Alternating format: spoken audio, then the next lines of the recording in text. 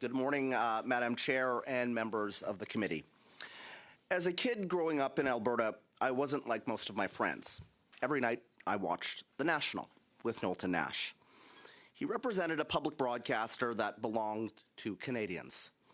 Not to power, not to party, but to the public. And that is the CBC that I believed in. Now, many Canadians know the story about one of my tweets. In April 2024, I publicly stated that Canada Tonight had requested an interview with then CBC President Catherine Tate, and the request was declined. Facts. Shortly after, I was removed from the air. Now, on May 7th, 2024, Tate told this very committee she was, quote, not aware of any repercussions.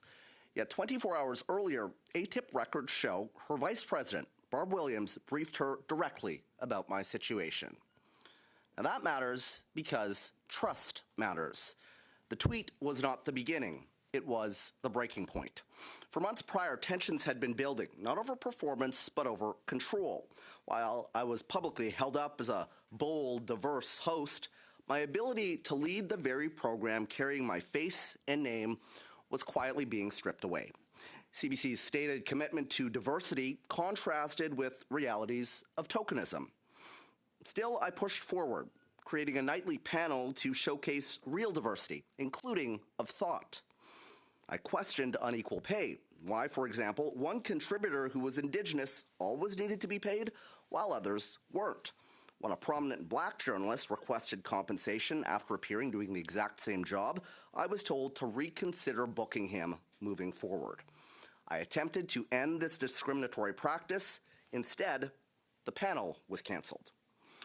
When it came to politics, interviews were blocked under guardrails, governed by an internal document never made public, titled Parameters for Political Guests. Political access was centralized, booking decisions controlled elsewhere. It did not happen once. It became a pattern. It became the standard.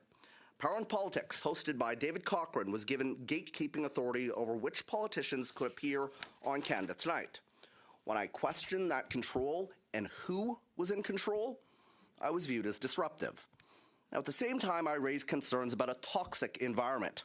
After I sat down with Speaker Greg Fergus for a conversation on Black History Month, Chief Political Correspondent Rosemary Barton circulated internal communications questioning my program, copying senior leadership, insinuating she or Mr. Cochrane should have done the interview.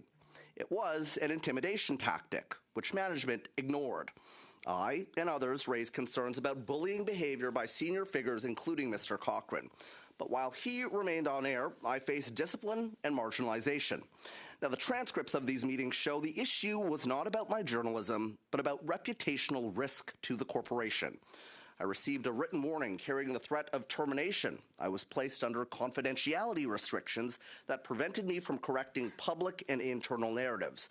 CBC silenced and intimidated me simply for trying to do my job and fulfill my public service role to Canadians. Now, this is not about left or right. It's not about one tweet or one career.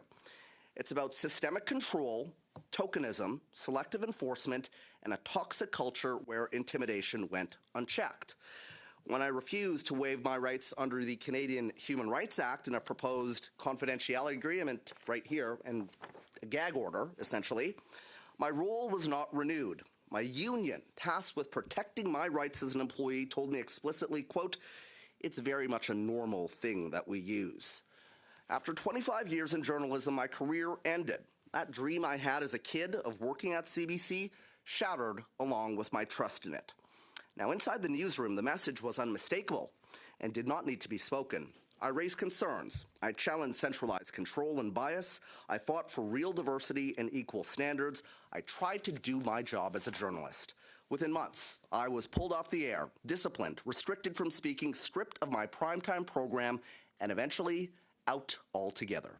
Now, if you were still working there, would you feel safe raising similar concerns? This is how silence becomes culture. It's how whistleblowers are intimidated.